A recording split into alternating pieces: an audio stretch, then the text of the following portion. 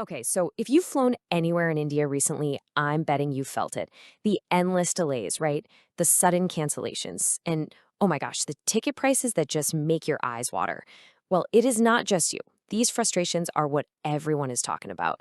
So let's really get into what's happening with India's airlines.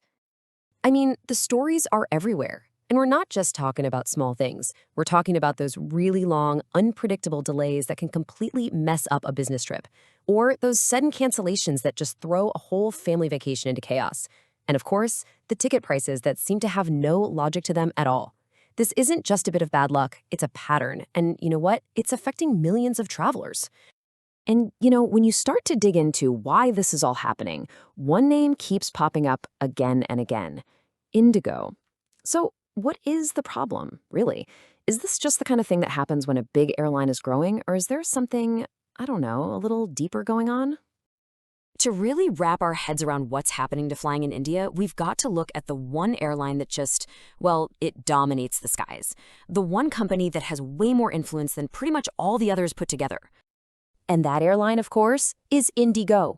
But just saying they're the largest doesn't even begin to cover it. We're not talking about a small lead here. It's a massive, market-defining presence, and it's been built over years, especially as other big names like Jet Airways and Kingfisher just faded away. That single fact is the absolute key to understanding everything else we're about to talk about. And wow, take a look at this chart. This really puts that dominance into perspective, doesn't it? Indigo isn't just winning the race. They're in a completely different league. We're talking over 60% of the market. That makes them more than 6 times bigger than their closest competitors. That's not just market leadership. That's straight up market control. So, what does this actually mean for you, when you're trying to book a flight? Well, it means that on a lot of popular routes, you have very few real choices. In some cases, if you want to fly from one city to another, Indigo might be your only realistic option. Period. Okay, so this is where all those complaints from passengers start to make a lot more sense. See, when one company has this much power, it completely changes the game. And that brings us to a really important idea in economics: the power play of a monopoly. So what exactly is a monopoly? Well, it's pretty simple. It's when one company gets so big and so powerful that it pretty much wipes out any real competition. And when there's no one left to challenge them, well, they hold all the cards. And this right here illustrates perfectly what that means for you. On the left side, you've got a healthy competitive market, where companies are actually trying to win you over with better service and lower prices. But on the right, you have a monopoly market. That's where you can start to feel like you're just another face in a very long, very indifferent line.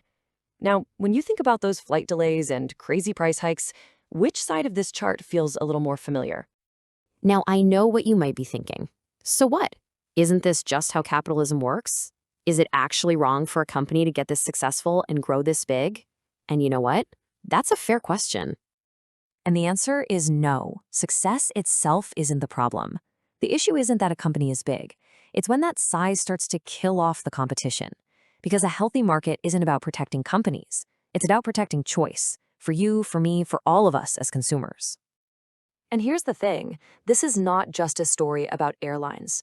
The problems we're seeing with Indigo, they're kind of a preview of a much bigger trend that's happening all across the Indian economy. We're seeing these same kinds of worries about one or two companies having too much control in other really important areas. Think about the telecom sector, where just a few giants control the whole network.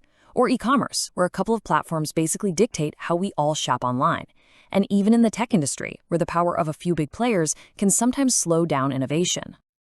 So what does this all mean for us, the consumers? What's the big lesson to take away from the whole Indigo situation and this bigger trend of markets getting so concentrated? At the end of the day, it really boils down to this simple, powerful truth. When real competition starts to fade away, so do your choices. And when your choices disappear, your interests, things like better prices, better service, better quality, they always end up taking a back seat. So, how do we protect ourselves from this? Well, it really comes down to these 3 key pillars for a fair market. You need strong regulations that set clear rules for everyone. You need policies that actually encourage fair competition and help new companies enter the game. And you absolutely need strong consumer protection laws that make sure your rights are always protected. Ultimately, the power in any market is supposed to be with you, the consumer. Your power comes from your choice. But when that choice is taken away, what power do we really have left? It's something to think about the next time you go to book something and find there's only one real option on your screen.